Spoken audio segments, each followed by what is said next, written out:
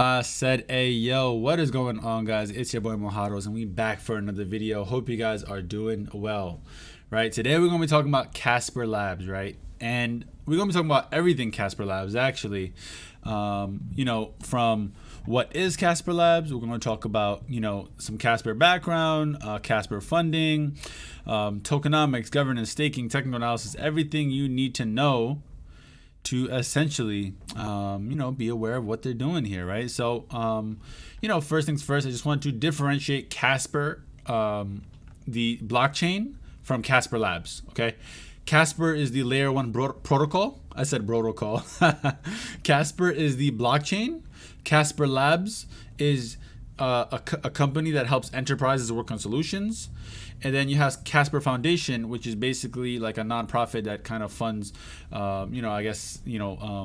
different, projects or whatever the case may be, right? So there's three elements to it, and I just wanted to clear that up. And also, if you guys want a link to this, it's going to be in the bio. You might have to go through a couple pages. But of course, you want to go to the research tab, go to Casper Labs after clicking like older posts, because I do post here a lot. And so, yeah, we're going to jump right in here. First things first is Casper Lab unveils AWS partnerships, and this happened in 2021. So if you guys don't know what AWS is, basically a cloud network where it allows you to kind of have a test trial, use the blockchain to see if it's the right fit for you, right? So let's just say that company X wants to run a program and wants to know what's the best solution. Is Casper the best solution? And they use AWS to do that. And then after AWS is good, then they go ahead and deploy on the actual Casper network. So, this is a photo. Again, I wrote this, guys, in June, and so I noticed that the website doesn't have years. Like, for example, it doesn't say June 2021, unfortunately, but I do these videos so that you guys are aware, and I have a log of it in some ways. But yeah, basically Casper Labs created a decentralized protocol to build applications via smart contracts. The CEO, Mrinal Manohar, stated that the organization has brought out experts from the enterprise, cloud, and blockchain industries to build out the network. Even the members of Ethereum are building out Casper, as Casper initially intended to build out Ethereum 2.0. And the other funny part is Casper was the initial name for ETH 2.0, but was later changed to ETH 2.0. by Ethereum developers. Since the merge was unsuccessful with Casper Labs, they created their own token known as CSPR to build out what was supposed to be the vision of ETH 2.0. So, a little bit of a backstory there, and that I find extremely interesting. And yeah, Casper is here building out what they wanted to do with Ethereum, right? And so we're going to jump into the first thing. What is Casper Labs? Casper Labs is the first live proof of stake blockchain built off the Casper CBC specification. Casper aims to advance enterprise and developer adoption of blockchains by thinking ahead to meet future needs. Casper was built off of the original CBC Casper specification that was designed by Ethereum developers. Casper also offers enterprises the option to build a private or permission application on their network. Casper has also has upgradable smart contracts, scalable solutions via sharding, and developer friendly by using WebAssembly. So, you could think of Casper network as basically another layer one, but they definitely have, I would say, an advantage because, of course, they are the first live proof of stake with a certain specification. So guys, just think about that for 1 second, right? Casper was like one of the very, very first blockchains to basically have proof of stake. And I think that's pretty impressive because, being in a world that's so technical right now and seeing, even Ethereum and how long it took them to go to proof of stake, for of course many reasons, but overall, seeing how difficult it can be, like Casper was there first. And I think that is very, very impressive and something that kind of gives you an idea of the people behind Casper, right? Because remember, there were some lead devs at Ethereum that left to essentially come here and build out the Casper network, which again is quite interesting. I know we've seen that with Cardano. Again, he was Charles Hoskinson left Ethereum, and I think even Gavin Wood, and I think another one of the founders also left. I forgot all of them, but Gavin Wood went to go build Polkadot, and so a lot of talented people left to build out different blockchains because they saw different solutions. And again, very, very impressive stuff there. Casper background. Casper Labs is a project based out of Zug, Switzerland, and founded by Medha Parlikar and Mrinal Manohar in 2018. Casper Labs was founded by the members of Casper Network, who built out the first live proof-of-stake blockchain. Members of Casper Labs include employees from Google, Harvard, and high-profile Ethereum members who all have relevant experience to build out the Casper ecosystem. Casper Labs puts decentralization at its core as the main way to create a transparent, open, permissionless system. Casper Labs also believes that there isn't a Layer 1 protocol on the market with the necessary capabilities to cater to the global market. This is why they created their own CSPR to combat this issue. So if you guys don't already know, there's countless videos where enterprises are working with Casper Labs. Remember I said earlier, Casper Labs is a company that helps enterprises work and figure out solutions using the Casper Network. Casper Network is just a blockchain, right? It's just a blockchain. It has nothing to do with Casper Labs. And then Casper Foundation is, again, the people who were like there building out the blockchain and kind of drive adoption to the blockchain. So it's interesting that these people again are just like, screw it, we want to create our own blockchain because we know that like what institutions want, right? You got to remember there's a private and public blockchain on Casper, which I think is very interesting because if you're building out solutions for enterprises want a private blockchain, right? And so we've seen this across the board, even with the XRP ledger. There's a private blockchain that can be utilized. And also Casper Lab has this, right? And Casper is, again, a layer 1 that can offer a solution, which I think is very interesting. I don't think there's that many layer 1s that have private blockchains, but I do know Cadena also does have one as well. So that's another one that is private, but it's a different consensus. So, makes Casper a little bit different. And then moving on to Casper funding and collaboration.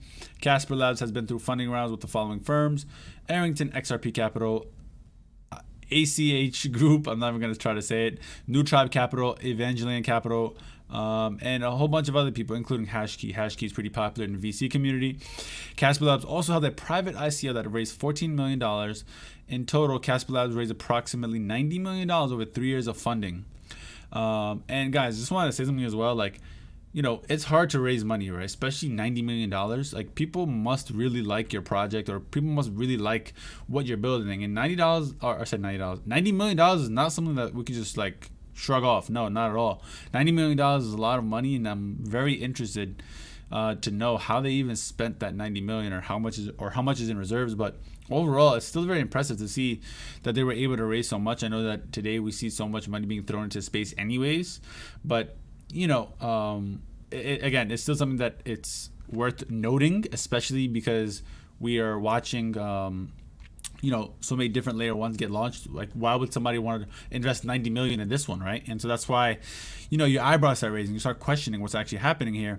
And then it says Casper Labs also has some well-known advisors like Chao Deng, who's the managing director for Hashkey Capital, Trevor Koverko, who is the co-founder of Polymath. So these are two people that kind of stuck out to me, and I think it's worth noting because, again, on the baseline, this is people who are very involved in this space as well, who can also offer some valuable, advice to Casper. And in October 2020, Casper announced integrating. So this is, of course, the some collaboration and funding that we're going over. If you guys are not following the headlines, but I might as well mention it.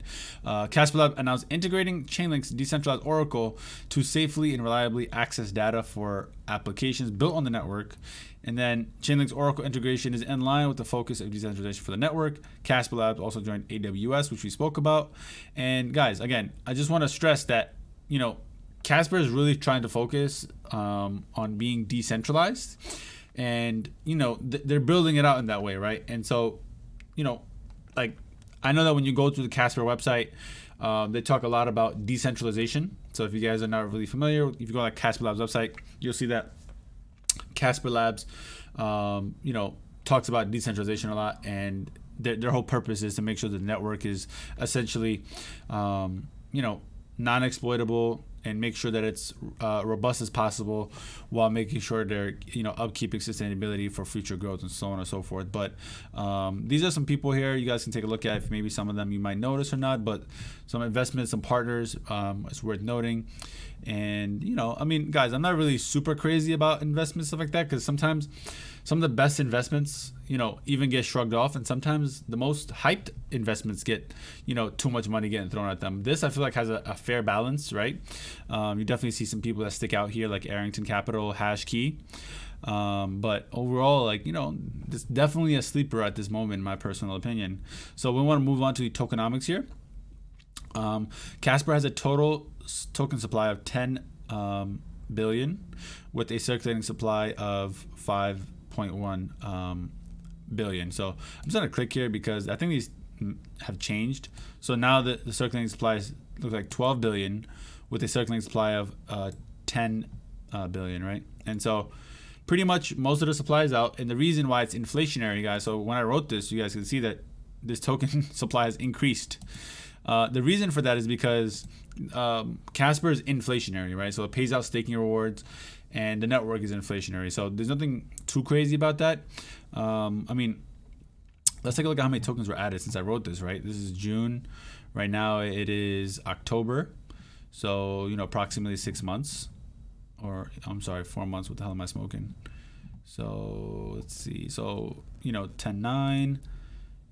Okay, so not horribly bad. About 300 million tokens were added to the supply, which is, could be bad and good for some people, but overall, it definitely is inflationary. I do want to mention that because, again, if you're deciding to invest in it, you want to understand tokenomics, because tokenomics is probably like the most important thing if you're trying to get gains from a token, right?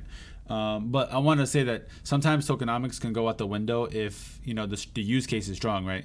I mean, if we look at Solana, if you look at their tokenomics, they added so many damn tokens, but still Solana was able to keep growing because they were able to bring more adoption, bring NFTs, and so on and so forth.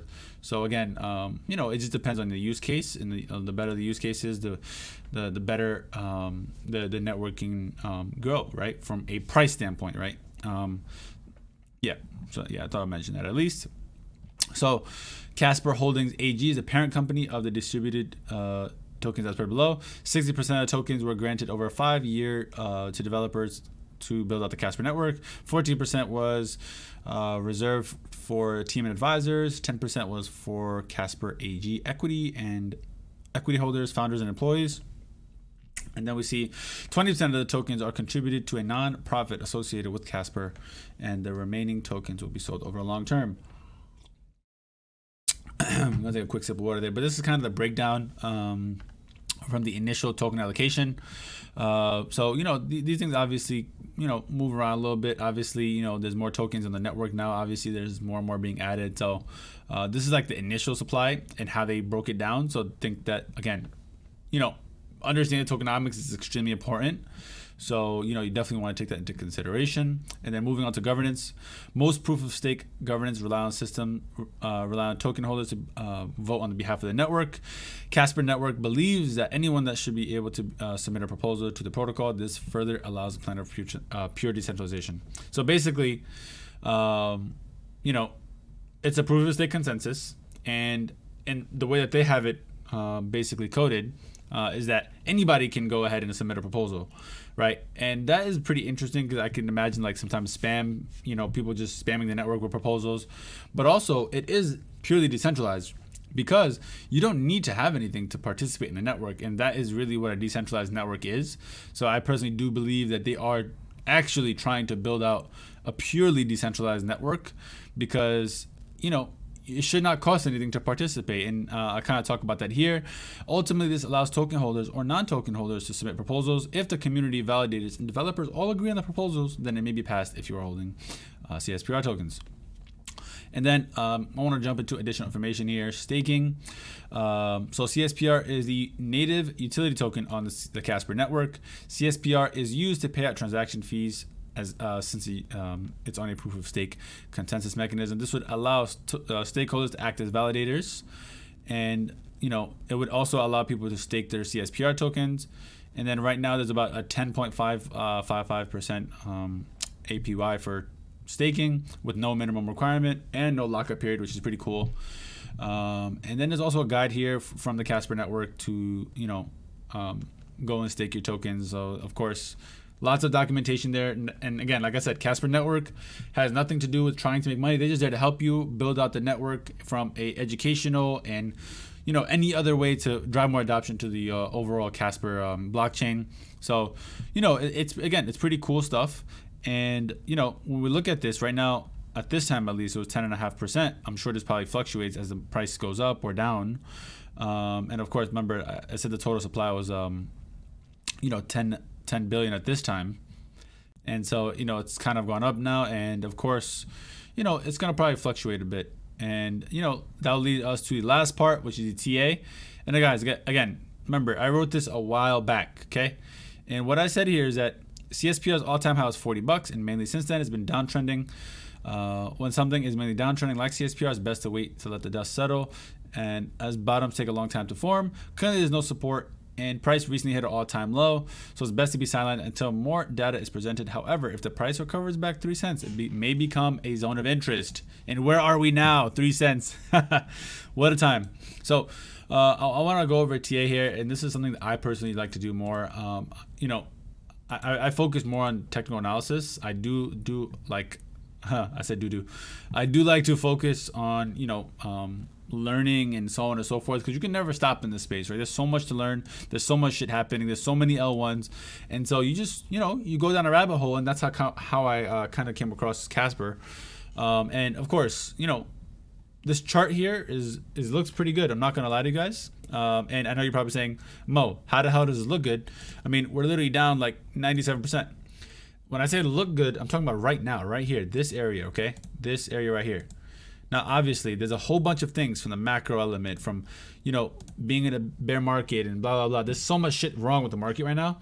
But you have to understand that I'm talking about intraday. I'm talking about right now, the price looks like it's probably going to start moving up again from this area. And the reason why I'm saying that is because the RSI is trending up here. We're seeing a lot of strength being built up. We're also seeing a consolidation period for this token, right? And I mean, technically we did see that before, right? And what I'm doing is I'm grabbing this right here, where it looks like this, and we're ranged. And what you saw here even was liquidity being taken from both sides, right? Ranges up, comes back down, goes sideways, goes up again, takes the highs, and then it drops, and then we see a bigger drop, right? Now the difference here is that we're ranging, we've gone sideways, and we have broken the highs here. We have, right? But what I think is interesting is that, hey, listen, we didn't get back to these lows here, which I think is very interesting. In fact, we're starting to put more pressure on the upside here because the RSI is getting really high. Over here, yes, the RSI was high. Look what happened. The RSI gave us another run to the upside here. Instead, what we're seeing here too is also that same type of pattern, right? RSI is running up here. You're seeing this EMA that I have on the RSI moving to the upside, which kind of, again, gives us a hint that we're starting to break out. And I believe that in the short term, it's possible that we even get a 3.5%, 3.5 cent Casper, which is a 28% run from the lows here. And so, again, something to watch closely. I personally think that we're probably going to get a 25% move to the upside here. That is not financial advice. And overall, I do think that the bottom is essentially close to being in. Of course, I just want to be very, very transparent with you guys. I can be 100% wrong. This shit could just go straight down from here, and I could be completely wrong. That is completely a possibility. But I have my plans in place. I could set a stop loss at any moment, but I believe that in the long term, the value will pretty much move to the upside here because again, for the same reasons that I mentioned, the blockchain is very, very robust. They also have a lot of adoption being driven from Casper Labs, and overall, I mean, it's a strong layer one. Maybe you could say that, hey, listen, the inflation is too high. That's definitely a fair assessment if you're going to talk about the token price. But right now, in this period of time, I'm saying we have a good chance to break out here, okay? And if we break past 3.5 cents or or even 4 cents, it's possible then I'll give you guys another update. And you guys want to follow me on Twitter, go ahead and shoot me a comment. If we do break above 4 cents, I'll be more than glad to give you guys a re-update, right? Because as a technical analyst, we kind of have to go out the data that's being presented. We don't just start saying, oh, the previous all-time high is $40 and we're going back straight up to $40. No, I'm not going to sit here and tell you that kind of shit, okay? That's not who I am. That's not what I do on this channel. What I like to do is go step by step, okay? Right here, we're forming a base. That's good. The first step is to break out of this base and break above it. That's the first step. Until we do that, don't even sit here and talk to me about, moon boy scenarios. No. We got to get past this first. And so that's what I'm watching for. I believe that's still in this range. Right now, we could probably get a run up to 3.5 cents, which I've just explained why. And so, again, coiling up here, sideways. Our side looks good. We got some interest. We also got the whole market looking like it's going to reverse. And I've done a video on a BTC analysis talking about why I believe the market is going to start moving up. And of course, when Bitcoin starts moving up a bit, so do all coins usually follow. So again, going to be something to watch, which kind of leads me to my conclusion. It's difficult to see an asset like CSPR and buy it when it's at an all-time low. However, being the Casper network was ahead of the game in 2015 by creating the first proof of stake blockchain is quite fascinating. It gives me the confidence to look past the price and consider what the team was trying to accomplish. A truly decentralized network that anyone can participate in, public or private applications may be built on the network at the user's convenience. It will be interesting to watch what Casper Labs does to incentivize organizations to build and utilize the network over others or other L1s. And it is also important to note that currently there's no way of tracking how much CSPR address holds, like a rich list or something like that. I mean, those metrics are cool. I'm sure they'll come out eventually. And I also want to give a disclaimer. Lastly, while I believe the Casper network will grow, it isn't correlated to the value of CSPR, right? So again, none of this is financial advice. I am just a guy on YouTube, just like you are a guy watching this video, and I'm giving my personal advice and giving you an opinion on what I think is going to happen, right? And of course, you can make your own decisions, right? So that's that.